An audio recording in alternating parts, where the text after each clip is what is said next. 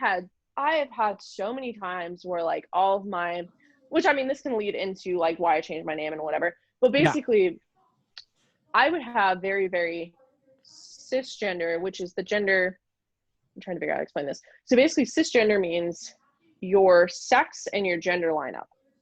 So Okay. you were born as a man, your See, gender is you are a man. I thought someone was insulting me when they called me a cis white male. No. No, I was like, I don't even know what that means. No. It's not offensive at all.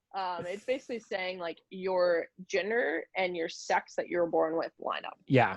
Yeah. Which is fine. I'm a dude and I identify as a dude, right? Correct. Yes. So I guess, and just to preface this, because there's probably a lot of people who will be listening. Well, I can't say there's gonna be a lot of people listening, but the people who are listening, you know, you know what it's like here in Fort Worth and in Texas, where it's a little bit more. I'm aware. it's a little bit more conservative, and I think were you from Burleson originally? No, so I'm actually from Fort Worth. Oh, okay, in My Fort dad Worth, is from Burleson. See, I remember Greg is from. It's Greg, isn't it? Yes, it is Greg. I got yeah, very nice. Yeah, thank you. I'm very impressed. Wow. So I just want to share real quick my my bias and my background. Growing up, I became like I grew up in kind of a Christian environment, but not a household. But it's kind of like everything in Fort Worth. Kind of like it's kind of weird if you don't go to church. You know what I mean? And so when I was about 20 years old, I read the Bible front to back, and I was like, let's see what this is all about. I bought into it. I was like, there's some weird stuff here, but hey, why not? I believed it. I believed all of it for 10 years. Although some of my current Christian friends would say, no, you never believed it, Eric, or you're in rebellion now, whatever. But after 10 years, you don't know this about me. Because I think I probably gave you a Bible when you went to college. That was what You did. I still have it. Yes. And so this is almost kind of my, wow, I wasn't planning on this, but this is kind of my public apology to anyone that I ever gave a Bible to or like preached to or tried to evangelize to. I feel bad about that now. But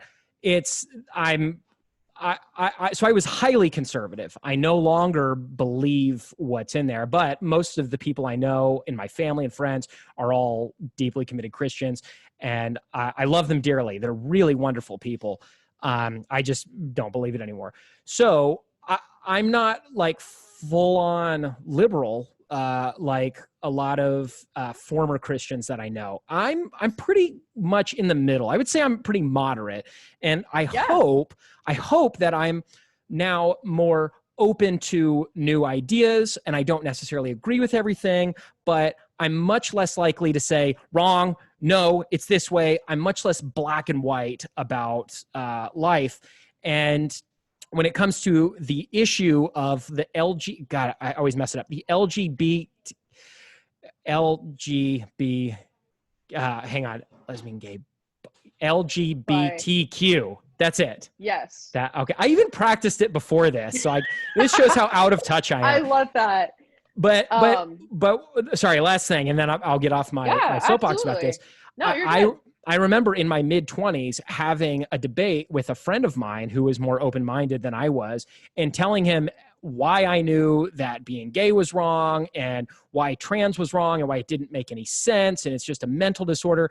And I look back on it and I feel such shame for myself, because how dare I make a judgment about an entire group of people who I don't know. I don't know anybody in that community personally, not well, and not that I associate with often. This is the first conversation I've had about this topic in well over a decade with anyone in that. And it just, I hate that I made all those assumptions. So this is my apology to you and to everyone else in that community. It's just to get that off my chest. No, I totally respect that. I mean, I come from a similar background.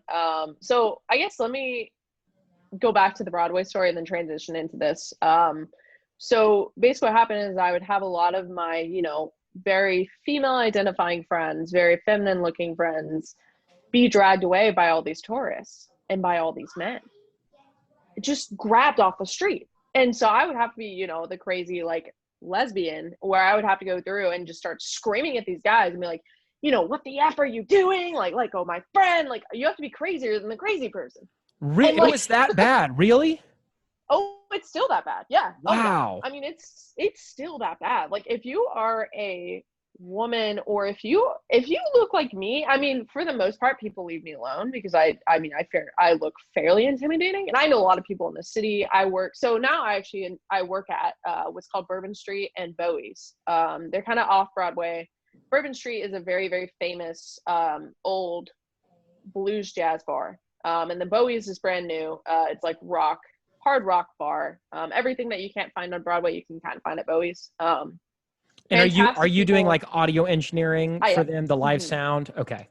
Yeah, so I am doing audio engineering. Again, going back to my friend named Joe, he's the one that really got me into this. And like I love live sound because I'm able to go through and like you have one shot at it. So you're always on your toes. If something breaks, you have to run downstairs. I mean, because this is a 2-story bar. So you have to run downstairs, you have to fix whatever you can. As soon as the band comes off stage, you have to be like, okay, so the bass wasn't working. Why wasn't the bass working? Okay, so it's because this and this. You have to run through an entire cycle. And you can also look like me. Because a lot of people, you know, a lot of artists need to find their audio engineer. And so me with, you know, bright blue hair, like I'm able to, you know, they're able to kind of spot me and be like, okay, hey, can I get this? Can I get this?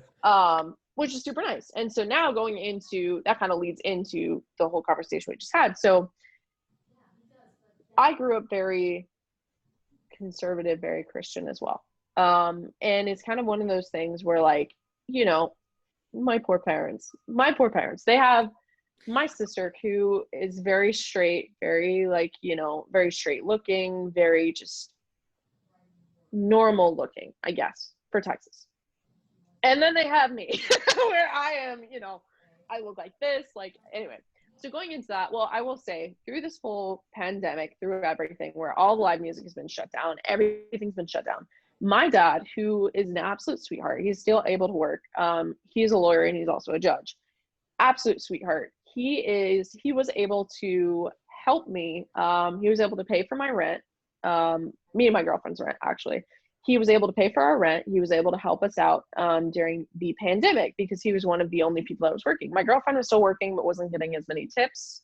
She works in a milkshake bar at the moment. She's also in the music industry as well. That's another story. So basically, my dad, my sweetheart of a dad, is able to help us pay rent, help us pay everything. Because right now, like, I'm not making any money. My bar is not open. My first shift, I work Thursday through Sunday this week now because we just opened. We're going to open on Thursday and go on from there. So that being said, like, my dad is an absolute sweetheart. Anyway, so that aside, it's like I grew up in a very conservative household where my mom's side of the family are all Catholic. Dad's side of the family are very, very Southern Baptist, to the point where like his parents would not dance at their wedding. They would not drink. They don't smoke. They don't have tattoos. They don't know I have a tattoo.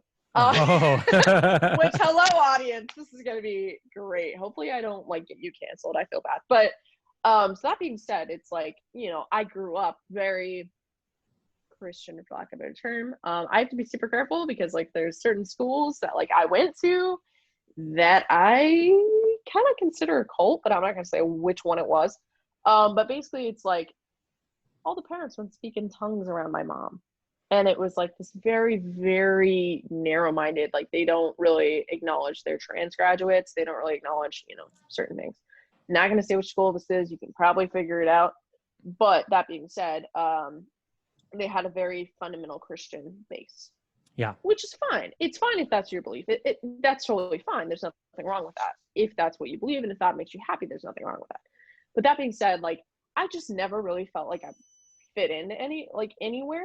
I never really felt like I fit in at that school, especially until I ended up going to Trinity Valley, which is where I graduated from. And so that school was the type of school where I was really able to kind of dive into theater, and I was able to, you know, get really involved with many different people that I had not met yet. That I hadn't really met anybody in the LGBTQIA community, which I know there's a lot more words now. There's a lot more letters, but it's lesbian, gay, bisexual, transgender, questioning or queer, intersex, and ally/asexual. Whoa. So that being said, yeah, so there's a lot of different people. We're going to have to, we just keep adding to it. We're going to just have to come up with a new thing. Yeah. Well, a lot of people say LGBT plus. Okay. The plus kind of takes over. But that being said, like, so the word queer used to be offensive. Used to be very offensive to people like me. And so, but now is actually a reclaimed word. It's a very accepted word. And so that kind of goes under if people know they belong in the community, but they don't know where. You know, if they can't exactly say like they're dating a transgender male and they're like, oh, I don't really know if I identify with, something called pansexual, which is you date all genders, you like all genders. And so this is kind of getting into like, piecemealing. But that being said, when you say like, oh, I'm queer, it's saying, oh, I might be gay, I might be lesbian, I might be this, but I don't know. And that's okay. Because some people really prefer labels. They're like, I'm a demisexual, blah, blah, blah, blah, blah. And I'm like, I don't know. Like not to offend anybody, totally not to offend anybody. And like, there's all sorts of different, genders, identities, all these different things. That being said, it's like someone will just kind of say like, oh, I'm queer, or I'm questioning, because I believe this is a little, I don't want to say biased, but I believe that gender is kind of a spectrum and kind of sexuality is a spectrum. Yeah. And so questioning, you can have somebody who's dated men all their life and been like, I kind of like women. I'm going to explore this. And then if they end up, not liking women as much as they did and they go back to men, that's okay. So let me ask you this, because I can totally understand like sexuality being kind of a sliding scale, that like, maybe you're mostly attracted to one sex, but you got your Brad Pitts in there, and it's like, you can't deny that. Right. So I can understand that. You're going to have to explain the gender thing to me, because to me still, absolutely, I still see like you have two biological sexes, you have male and you have female.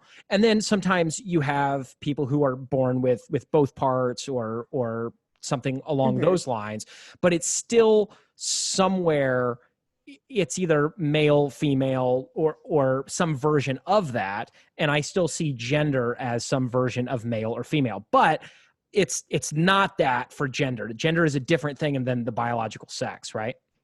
correct. Yeah. So gender and biological sex are two different things. And so when somebody is transgender, that basically is a wide umbrella saying my gender and the sex I was born with do not line up.